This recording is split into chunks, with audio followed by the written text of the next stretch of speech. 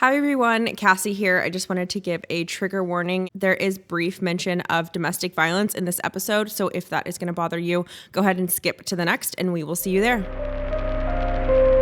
Welcome to Blood and Business. I'm Bethany. And I'm Cassie. Today we're looking at a brother duo whose imagination and belief in each other changed the world. Their influence is more alive today than ever before, and their mark has been recorded in every nation on Earth. They shaped the landscape of the entertainment industry that we know today and are some of the most influential people in all of American history. Their biggest mission? To spark joy and happiness in as many hearts as possible, and to do it in a way that could only be explained by magic. They are Roy and Walt Disney.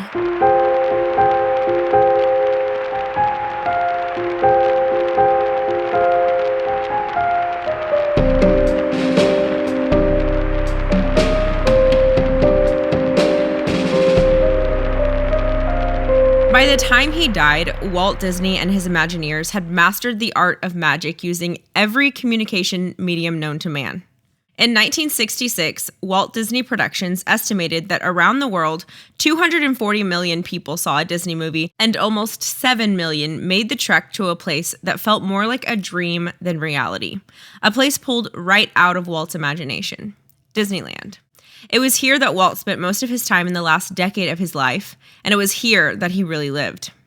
A kingdom of magic, and just a little pixie dust. The happiest place on earth. But behind it all, from the beginning until the end, there were just two brothers and a mouse. Oh, my heart already.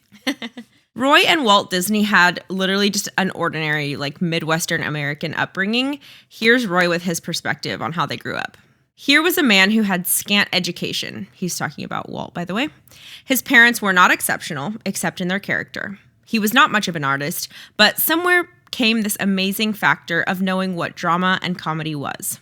They grew up in Middle America, and family was an extremely strong theme in their lives, so let's start with their parents, Flora and Elias Disney. Their dad definitely instilled in them a strong work ethic and a love for community. And then I for sure see, as they grow up and their ideas and projects later, they really focus a lot on the common man and bringing magic to the average person who doesn't get to live like that every single day. And I think that they got that from their dad. Yeah, their definitely demographic is the everyman archetype. Yes. And then from their mom, they learned warmth, humor, the power of enjoying life marvelously. She loved a good laugh. Their parents weren't extraordinary or anything, but they gave them everything that they needed to quite literally change the world. An awareness of others, an understanding of the power of human emotion, and the drive to get it done. But for Roy and Walt, the Disney home was rarely a happy place growing up. Their dad, Elias, was the firstborn of 11 children. His parents were Irish Protestants, so, I assume that that's a pretty freaking intense way to grow up. Yeah. He also lived on a farm in Kansas. He ended up doing lots of different jobs in his life, and Elias, their dad, expected his children to be dedicated workers in whatever venture he was involved in, but he never paid them. Which I feel is that even that weird? I feel a lot of parents, especially probably back then, were just I put food on the table and give you a place to stay. It's good enough. Yeah. But I feel since Walt did become a huge entrepreneur, that probably in him just it was a born trait that really bothered him, I'm sure. Because he wanted to be he was I'm doing a freaking good job. I should be rewarded for what I'm bringing to the table. That makes sense. So he was a known socialist and didn't, pay his kids or anything. But he also believed that every job that they were involved in needed to be done to the highest standard. And because he struggled financially, a lot of that frustration and the need for perfectionism was taken out on his family. He was borderline abusive by a lot of accounts that I read. He definitely had a temper. And this is actually one of the opportunities where Roy first showed his protectiveness over Walt as his little brother. Roy was the big brother. Walt was the little brother. But it really carried throughout their life, so we'll get to that. But it first started at catalyst. Home. Yeah. Yes. Which not in their dad's defense, but I'm a perfectionist. I'm an Enneagram 1 if you know the Enneagram. And I, especially when I'm in school or doing something for work and I feel I'm not doing good enough, I'm not being perfect, you like hate yourself, but you take that out on the people around you. And it's not based in I don't love you. It's based in like a frustration for it needs to be better. We all need to be better. I need to be better. Like, yeah. This was only part of who their dad was. They knew how much he loved them. And his picture of society actually gave Roy and Walt that view of a deep care for the average person. He was super social, and a lot of times he would actually open up their home to people that he met. He would like play music in his neighborhood with just anybody else who like liked to just get together and play music. He played the fiddle, and then anytime he would meet somebody who like needed a meal or like didn't have a place to stay that night, he would just invite them into their house. So Roy and Walt met like all kinds of people growing up because their dad was just here for it. Outgoing. I feel like I'm getting like a good, well-rounded picture of their dad. Good. And here's actually a quote from Roy to just like really drive home who their dad was. He was strict and hard with a great sense of honesty and decency. He never drank. I rarely even saw him smoke. And then from Walt's perspective, I had a tremendous respect for him. I worshipped him. Nothing but his family counted. My mother and father gave us every opportunity for education and for extra education when we showed interest and talent. The only way I could go to the show at night was to tell my dad that it was an educational picture that I wanted to see, and my dad would shell out. Interesting that he ended up creating literally the largest and most influential entertainment company of all time. Yeah, he like just wanted, it's like a Willy Wonka story. Yes. Like couldn't have candy when he was little because his dad was a dentist. So when he grew up, he just created a chocolate factory. So their nephew also said that their mom loved kids the way that Walt did. She was like a grammar school teacher. And so I'm sure that she had a big influence over Walt in that aspect. According to Roy, we had a wonderful mother who could kid the life out of my dad when he was peevish. So by all accounts, their parents adored each other and they really cherished their family. So it was like not a super fun place to grow up, but they definitely had love and felt like they belonged. Yes.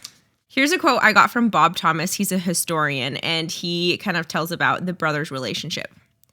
Walt and Roy were about as close as two brothers could be. Roy was 8.5 years older, but he was sort of Walt's guardian through Walt's early boyhood.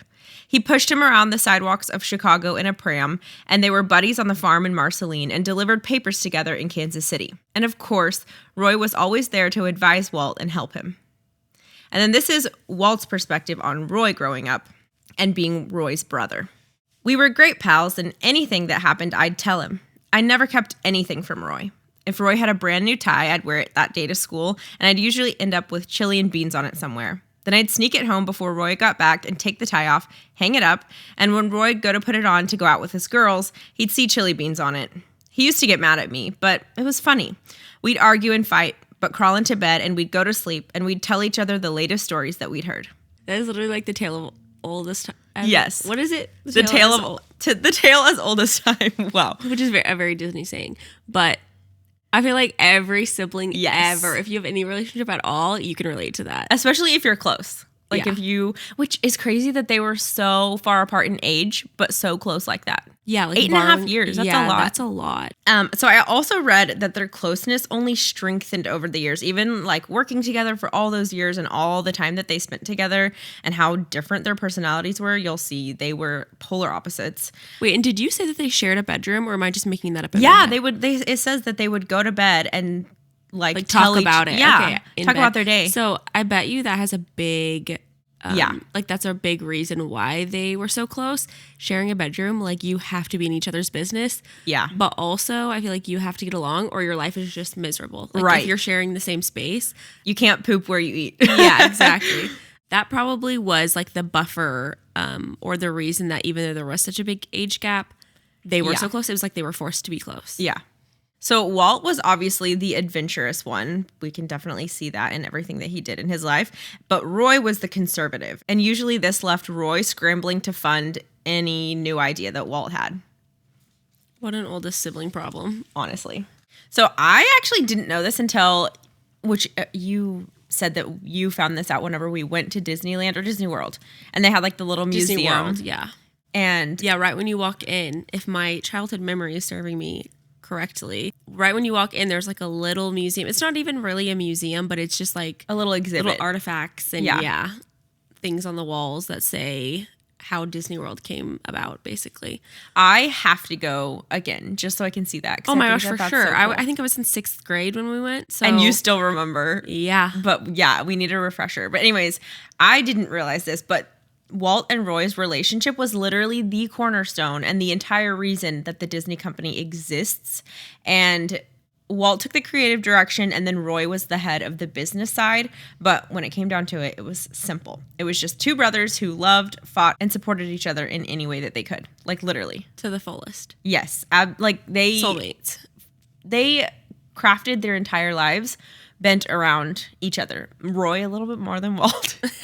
Roy, definitely catered to Walt more, but Walt could have been like, this is my dream. Like, right. I don't want you in this. And it takes so much, just from our perspective, knowing what it's like to work with a sibling, you have to have so much resilience and patience and just both be able to forgive and both have the goal as the cornerstone of your relationship instead of it being like, you have to want to freaking work with your sibling. You have to choose that is what you want as your business partner and not just a good business partner. Yeah, with day-to-day stuff, but also massive business decisions. You have to decide that no matter what happens, you're in it to win it together. Mm-hmm. Yeah. So definitely on both of their parts, this was their choice. Okay. Also, speaking of siblings, did you know that they had 2 other older brothers and a younger sister?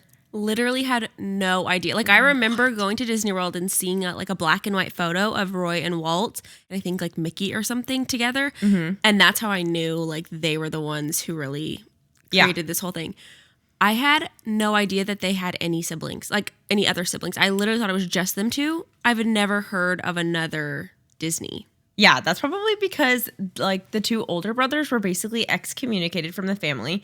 The younger sister, I don't know. I didn't find any crazy drama or anything with her, but she's just not mentioned that much. And there are 5 of them? Yes, 5 of them total. So when Walt was around 4 or 5, his younger sister, the only sister, was 3. Roy was 12 or 13, and then the 2 older brothers, Raymond and Herbert, were 16 and 18. And at that point, the Disney family moved from Chicago to the little farm in Marceline, Missouri. And that is the place that it's rumored about and talked about. But that little town is what Main Street USA in Disneyland is modeled after. So cool. So I feel Disney World, there are so many layers to it that you can just keep peeling back all of the oh my gosh meaning and where it came from, origin story, stuff like that. Taylor really Swift claims to be the queen of Easter eggs, but Disneyland and Disney World, there's hidden Mickeys everywhere. In the carpet, in the design of the walls. There's little stories behind everything. I can't imagine being so big picture, but also so detail oriented. Yes. They had the perfect balance. But I was going to say something about the sibling dynamic. It's interesting because I feel Roy is a true middle child. He's not the oldest. And he is almost smack dab in the middle of the younger 2 and then the older 2, which he's closer in age to the older 2. But it's weird that the sister and Walt weren't closer because they're literally 2 years apart, you said? I know, yeah. And then Roy is only 3 years younger than the other brothers. Right. So weird that... And he's 8 years older than Walt. So those 2 had the biggest age gap between and all maybe of them. That's why. Maybe... Roy was okay, all I do is fight with my older brothers and they're older than me. They're more dominant. I don't stand a chance with them. But with Walt, I can, because he seems like a more sensitive, conservative personality. So maybe he just felt more comfortable being with the Walt. Protector. Mm-hmm. Yeah. I also, coming from a middle child, you are like that with our baby sister for sure. I naturally am just always closer to Audrey, mentally, because I feel responsible for her, even though I'm the middle child, and we're each only 2.5 years apart. So it would be easy for me to be peace out. I'm the middle one. I'm not responsible for anything because I'm not the youngest or the baby or the oldest. Yeah, I'm also not the oldest. But so I can so see that in me. I prefer having more of a dominant, protector, supportive role. Mm-hmm. And I don't as much love being the little sister. Like, I don't as much like being your little sister as I like being Yeah, your you equal. don't like to accept help. You love to give it. Yes. I don't know if that's like a middle child thing, because that is definitely how I am, or if that's just we are the exception to the rule. I feel like you're the exception to the rule, because I don't feel like that's not a middle child hallmark, and other middle children that I know are not like that. They're more like the loners, like kind of off on their own. Like they are the first ones to move away, which you did move away. Yeah. But then you brought Audrey with you. Yeah. So and then like less than a year later, I invited my little sister. Yeah, invited our baby sister to go with her, and she did, and they lived together for a long time. But anyways, whenever the family moved from Chicago to Marceline, Missouri, those older two who were 16 and 18, they did not take the move very well. So just a couple months after they got there, they moved straight back to Chicago on their own. Super understandable. I feel like I might have felt the same way. Yes. Like, you're a grown man. Why do you need to be with your family still? And your entire life you've lived in that other town. So agreed. There's like a lot of like drama, and like people act like, oh my gosh, it's such a big deal. Like I think they were just lazy. They didn't like farm work, or like, oh, there was like some giant falling out. And it could have been, definitely there was a giant falling out, or because I will say Herbert doesn't get mentioned in any writings about Roy or Walt after that, and Raymond is only mentioned once, and it's not very flattering. But with how old they were and how long they had a life in Chicago, I feel like it could have been nothing. It could have been they just literally already had their lives wanted to be started in Chicago. Yeah. And then they grew apart for the rest of their lives. So I don't know. Also, coming from someone who has experienced a sort of like non-falling out, when you moved to college, Cassie, I literally stopped talking to you for like 6 months, and we didn't even have a falling out. Like, there was not at all. There was no argument. Nothing happened. I think I it just was felt like you ditched me. So for Walt and Roy, maybe they were literally just like, oh, they disowned us, when really they were just gonna have like a normal relationship, but travel back and forth or something. Yeah, and we are huge on expectations, so maybe the expectations from Roy and Walt were, as the younger brothers, were not met by the older brothers. Yes, for sure. And the whole abandonment thing there could be something to that, because like we said, their dad, he had a temper, and he was very strict, and he was borderline abusive, and we'll talk a little bit about that more in a second. But maybe because that was going on at home, and the little brothers knew that the older brothers knew that was going on at home, and they still left. They still chose to not stay and protect them. Yeah. They were really hurt by that. And maybe the older brother's perspective was like, I lived through it. I had the same childhood. I turned out okay, and I didn't have an older brother protecting me, so you'll be fine. Yeah, and it's just life. Back in the early 1900s, so like there was probably a lot of borderline abusive fathers, and they probably didn't even think it was that weird. Right. Not as much mental health talk, not as much emotional support for awareness, awareness. But it is kind of intense, like how they were excommunicated. They were never involved in the Walt Disney Company. Herbert was a mailman, and then Raymond was an insurance salesman, and that's pretty much the extent of what we know about them. Like, that's it. Crazy. I also, side note, I'm just like geeking out about their sibling dynamic, but I wonder how common that is when you have multiple siblings like that, where just two of them are close. Yeah, I don't know. Like, throughout adulthood, I feel like sometimes you switch in between, like, oh, I'm close with this sibling in childhood, and then this sibling for a couple years. Yeah, this was like a permanent dynamic of like, two of them are soulmates, ride or die, literally, like you said, shape their lives around each other. And then the other three are like, meh, take it or leave it. Like, I don't really care if they're around. Not even take it or leave it. They're like, we're not even going to talk to you. Like, I'm not even going to spend time on it. So, like, why did they feel like they owed each other their lives? And with their other siblings, which they're equally as related to and closer in age to, they felt no obligations. So weird. Like, how does that happen? I don't know. And we only have 3 total siblings in our family, and we're all 3 girls. So we're all very close, and we kind of all switch back and forth to like who's the closest. Yes. But since there's 5 and there's such an age gap, it like leaves more room for permanent, like set in stone. Roles, I guess. Yeah. Because with 3, there's always one left out, so that person's just gonna butt their way back in. Or get so hurt that the other 2 feel bad, and they're like, go crawling back. Yeah.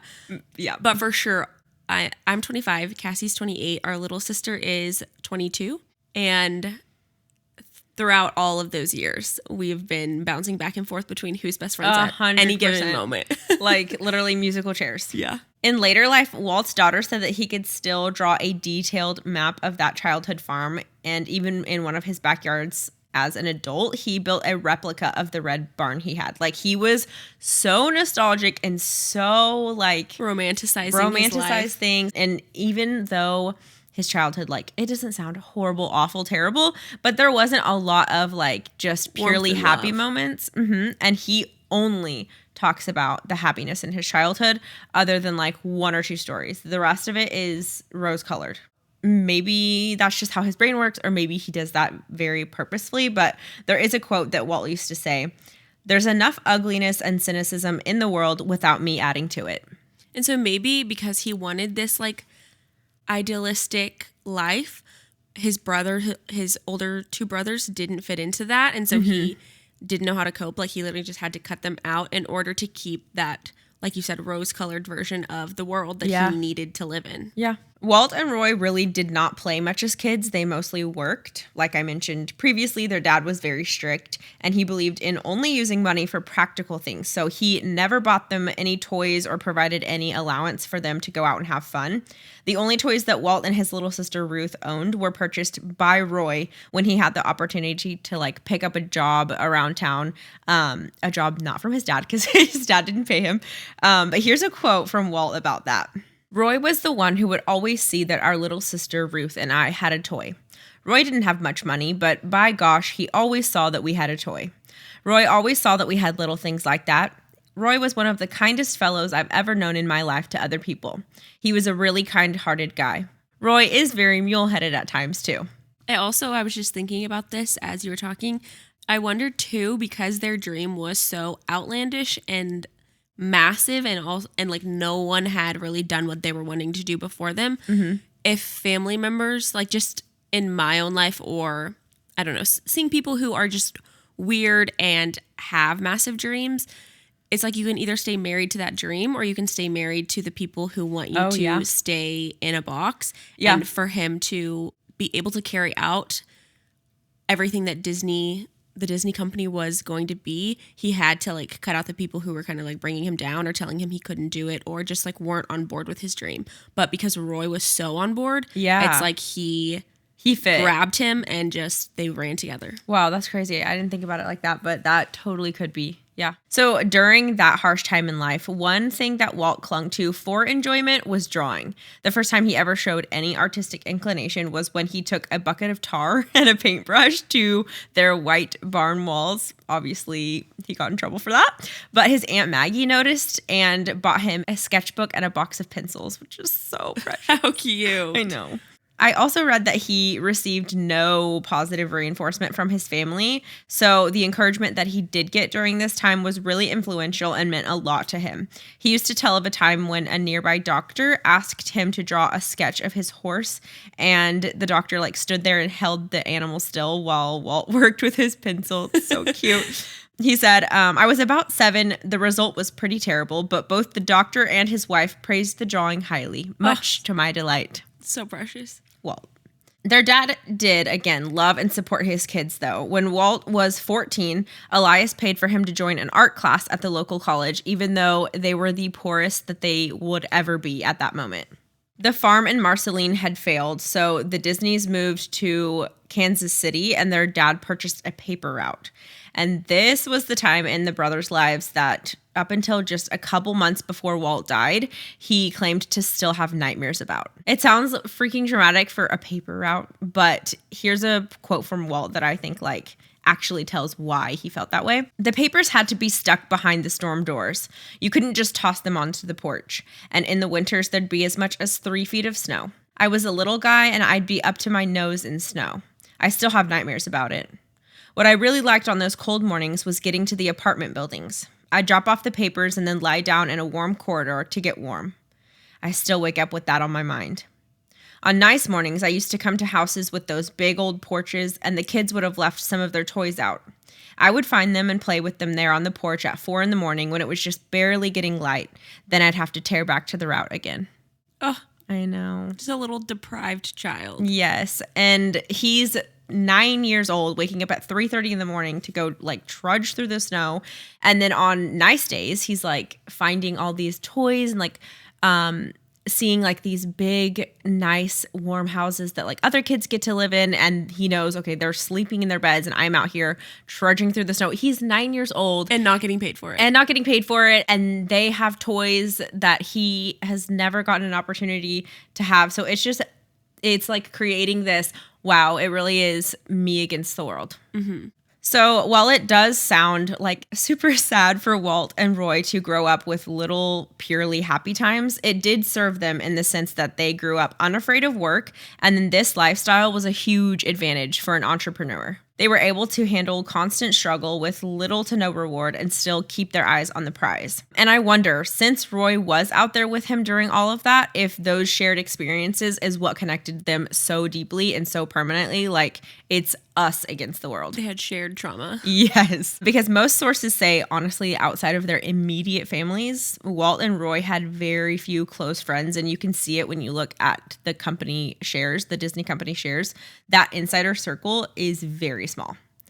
On the day that he died, the Disney family owned approximately like 34% of the Walt Disney Productions, and the rest was all public. But those included in the list of family members who held a portion were the brothers, their wives and kids, and their grandkids.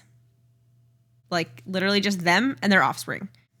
And what years was he a child in? Whenever he is like in his 20s, it is the 1920s. Okay, so you see, that's what I was thinking. Yeah. Which is really weird because I'm thinking like Gatsby, like parties, like this is the roaring 20s, like everyone's out being very outgoing and extroverted and parties are the thing.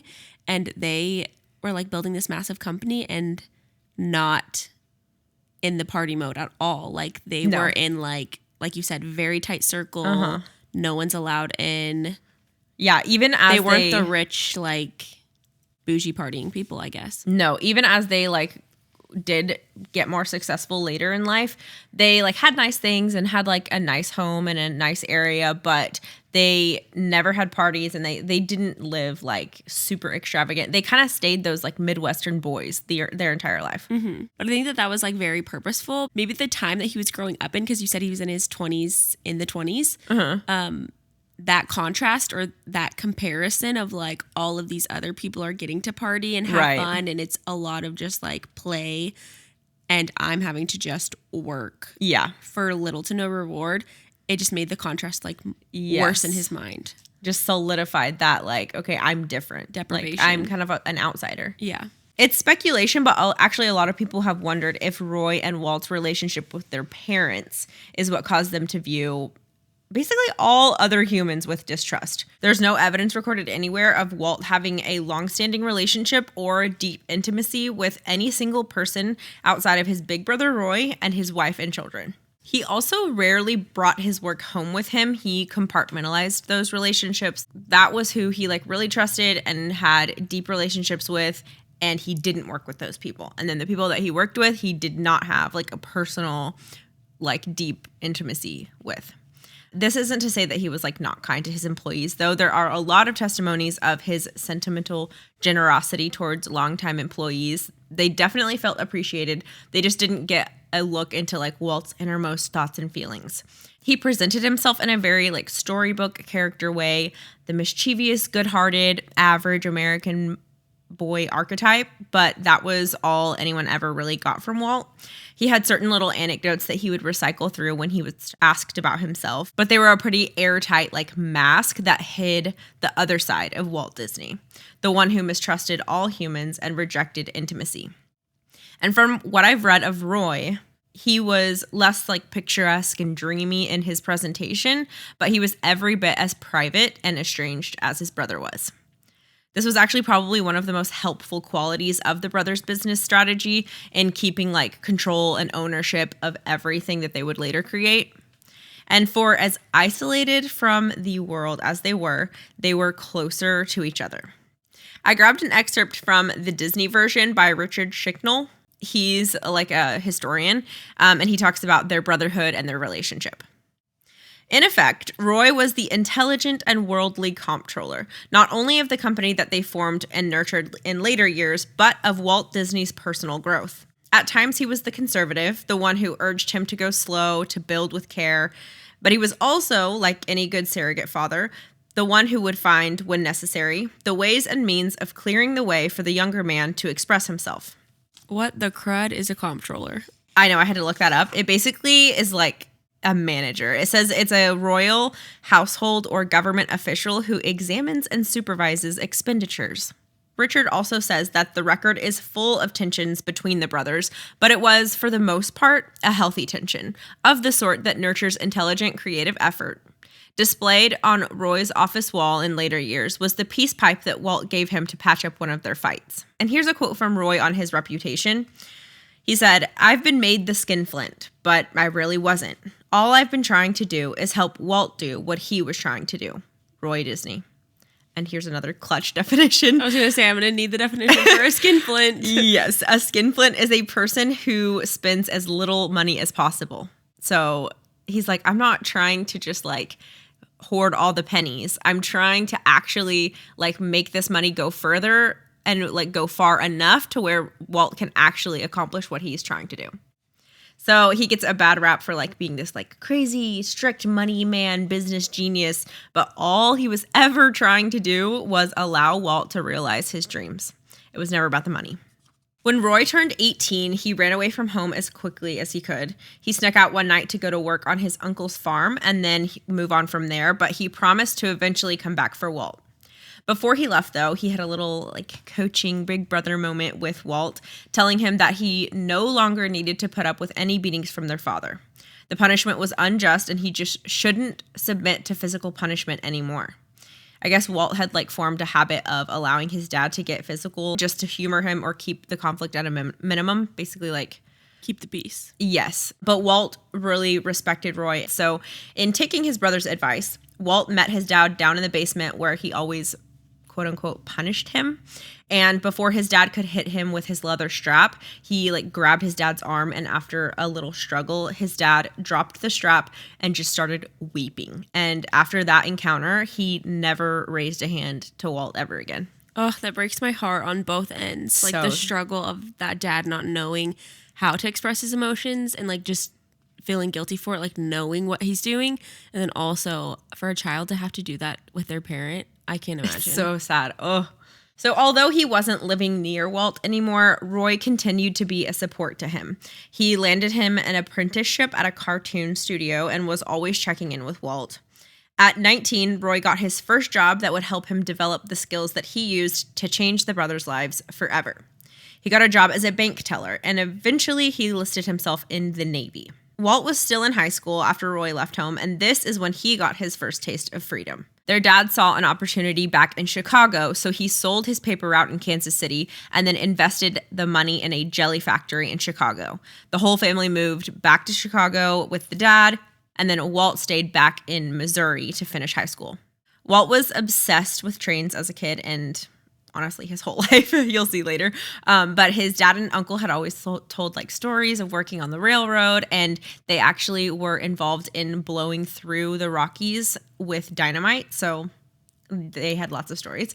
Crazy sounding. Yes. And when Walt got the opportunity to work on the Santa Fe Railroad line himself, he jumped on it. God, what a time to be alive. Everything is like new. It's like all adventure and frontier. But actually, I say that Walt got the opportunity to work on the railroad line, but actually Roy was the one who got him the job.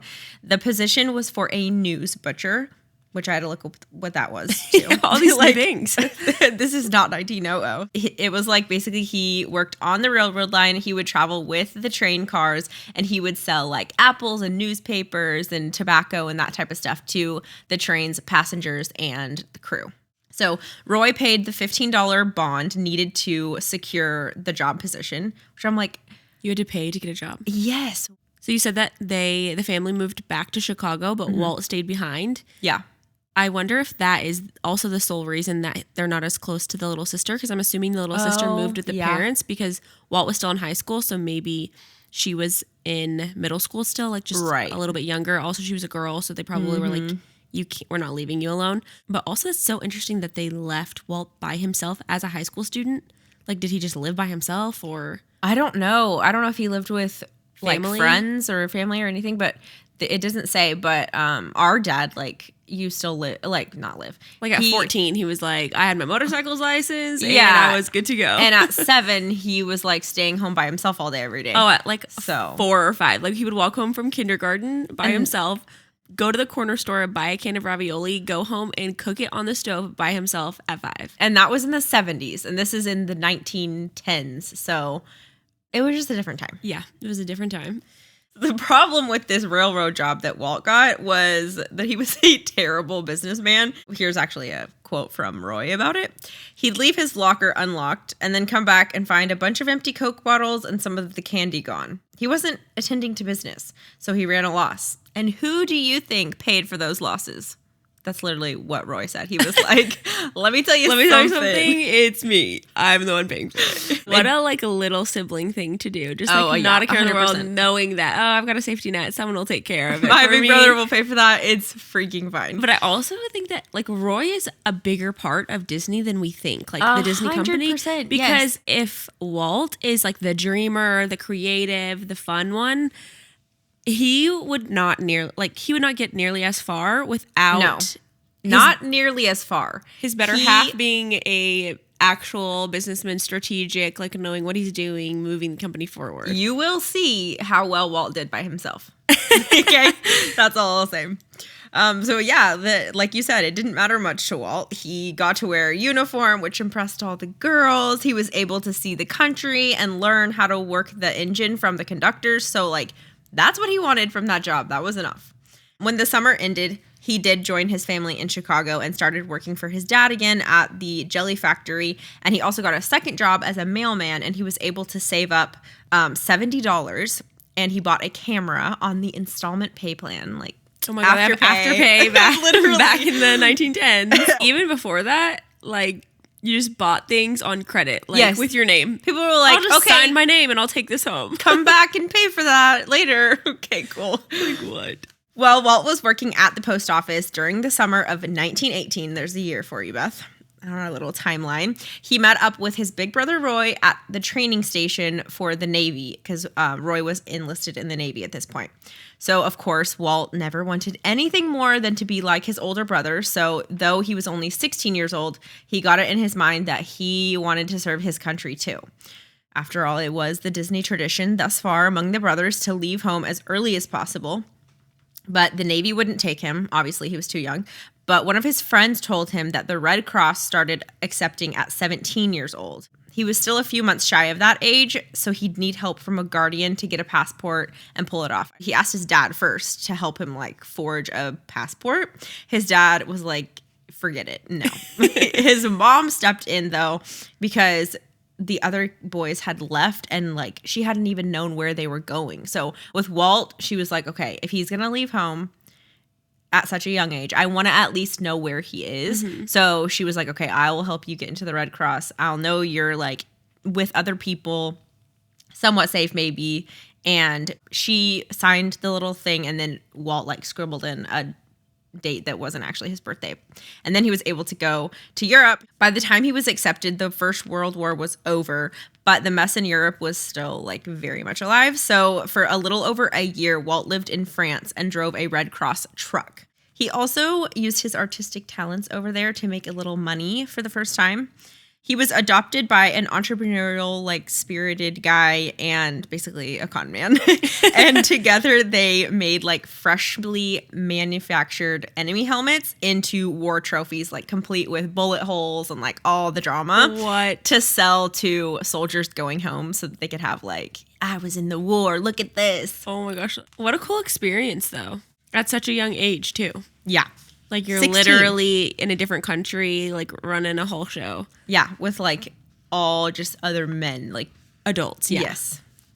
And so, from, like, different backgrounds as well. Like, he probably learned a lot, saw a lot. And for the first time, he was, like, actually free from... Yes, he was on his own. Yeah. And in, like, a foreign environment. Like, he had stayed back when his family moved to Chicago, but he stayed in the town that he kind of was already growing up in and living in.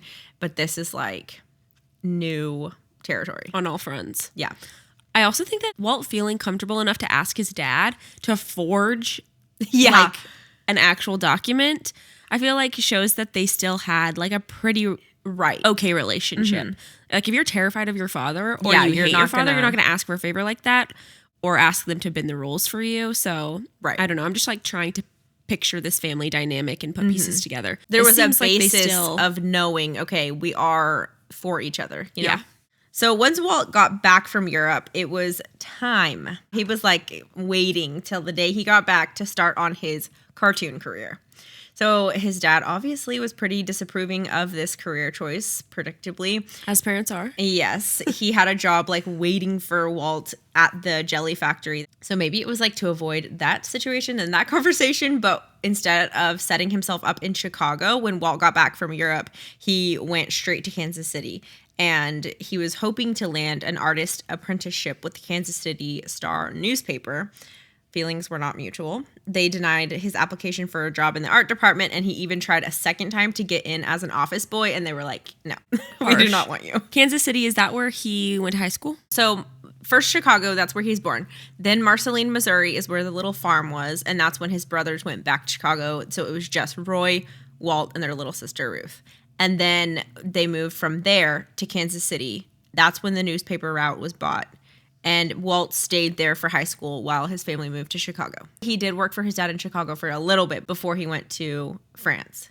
But then when he came back from France, he didn't go back to Chicago.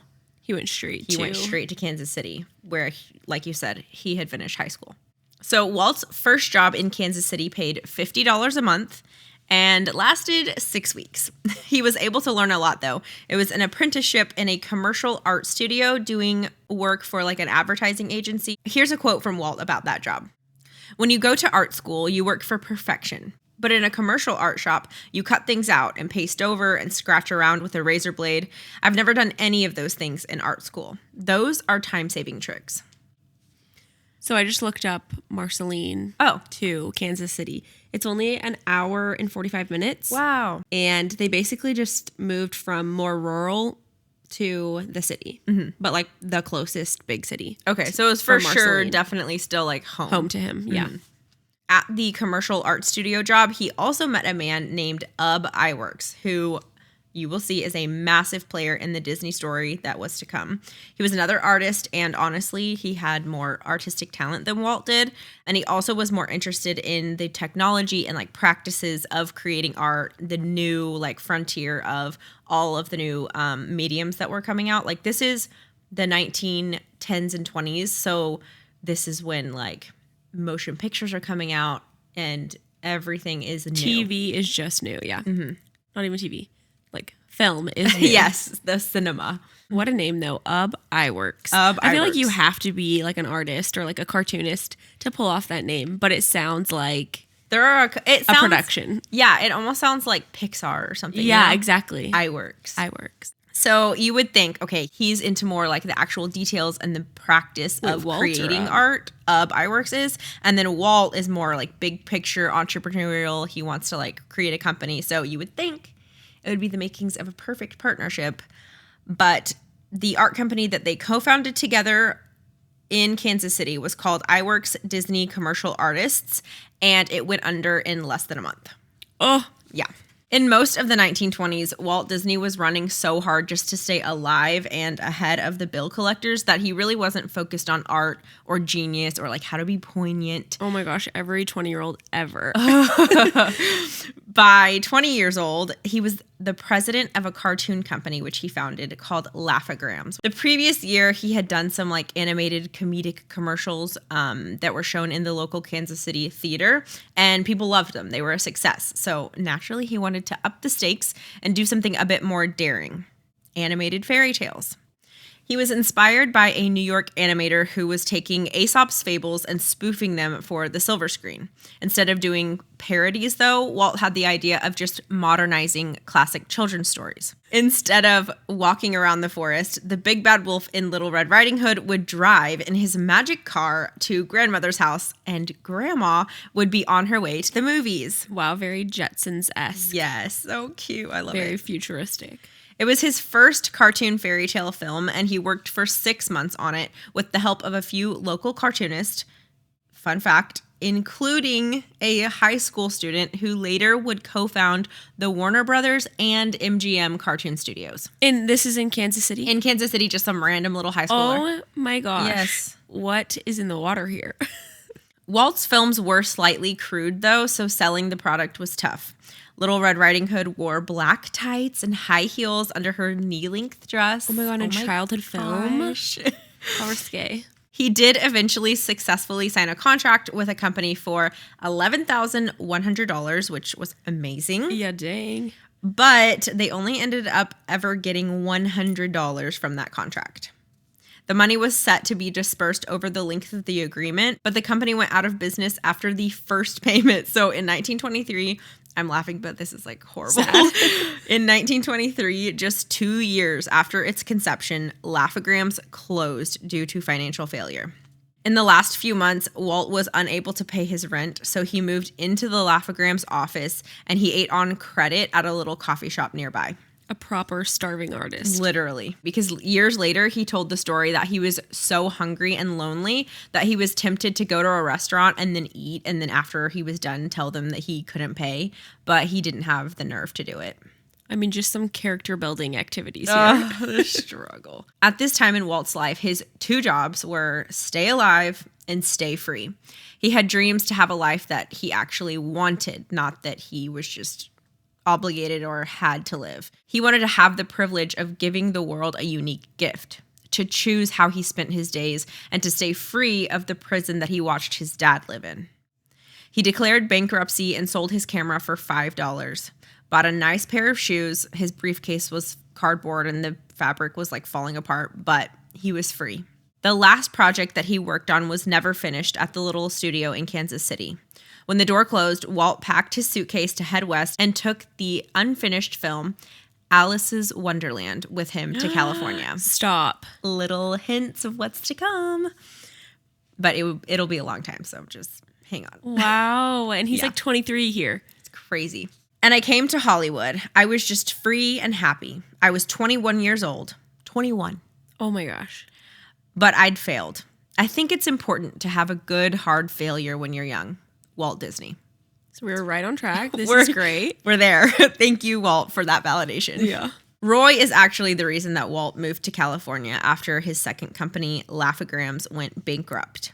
Roy was honorably discharged from the Navy after contracting tuberculosis and was recovering at a veteran hospital in LA when he sent his brother money to pack up and take a train west. Walt honestly had no evidence to think that he would be successful in California or that it would be any different from Kansas City at all. But he had his brother's support to push him forward towards his goals. Okay, so I'm really like piecing this together here. Mm-hmm. Oh my gosh. Yes. Roy is literally the only reason Walt is who Walt is. Like, he's the only, like, okay, Walt had the dream, and so obviously you need him. Right. Like, Disney wouldn't be Disney without Walt Disney. But Disney would not be Disney without Roy. That is crazy because I really don't think, like, what I'm hearing from this is I don't think that Walt would have ever had the freedom or ability to take all of the risks and like fail as many times as he did without Roy, because Roy was such a safety net for him that he wasn't ever that worried. Like, he was like, oh, I can risk it. I can start this business. I can do this. I can try that. And was able to fail enough to get to the place where he wasn't a failure anymore. But he would have gave him that luxury. Like, Roy literally gave him that luxury. He would have had to survive and just kind of sacrifice those huge, lofty dreams and goals. Without Roy, Disney wouldn't exist, because you can't sacrifice like food. You can't sacrifice like a sustainable life. And if you like, so even just like mindset wise, you don't have that comfort in knowing that someone is, it changes everything. Yeah. Someone is there for you. Someone, first of all, someone believes in you. Yeah. Second of all, someone has your back and you can try something very, very risky and you're gonna be okay. Yeah. Even if it's hard.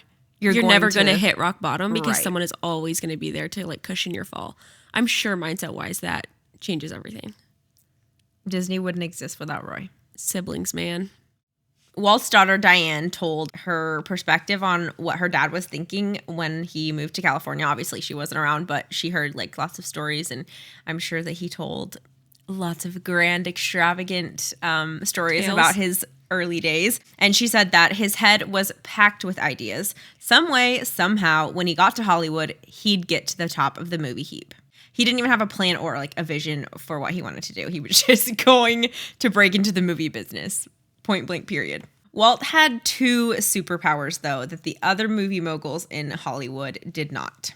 First, he knew what the average American wanted, what would hit home for them because he was them. Second, he had Roy.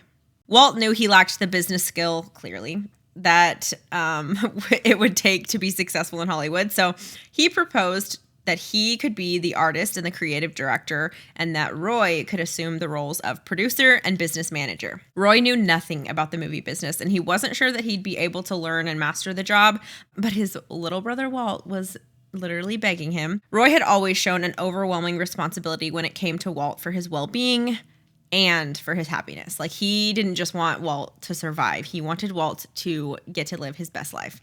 So, though he didn't know if Roy, had what it took, he was confident in his brother's talents and vision, and he would do anything in his power to help him realize his dreams. Oh, he was going to find a way. And even if it didn't work, he'd go out swinging. Yeah, like he would die trying. Mm-hmm. Yeah. Here's Walt. It was in July, I think, of 1923. I was 21, going on 22. Now, my brother Roy was already in Los Angeles. Both of us were unemployed. Sounds familiar. We solved the problem by going into business for ourselves. Also sounds familiar. We established the first animated cartoon studio in Hollywood. Walt. He was first. He was first. A little business lesson for you folks out there. If you are first, you are automatically given the upper hand. Like, yes. You can be trash, but if you're first, people don't realize that you're trash because there's no competition. Retweet. You either have to be different, best, or first. But if you can, always be first. And he was. He was different. He was the best, and he was first. And Bethany that is why Walt Disney World exists. And Bethany has given us the perfect segue from episode 1 into episode 2, because though Walt Disney was the best, is the best, he was not always that way. So thank you for listening to part 1 of the Disney Brothers. On the second episode, we are going to be talking betrayal, marriage, mental breakdown, and of course, we are eventually going to get to Mickey Mouse. Mickey Mouse is on the horizon. He's coming. Click on episode 2. It's already loaded in your Apple Podcasts or Spotify app, and we will see you there. Bye.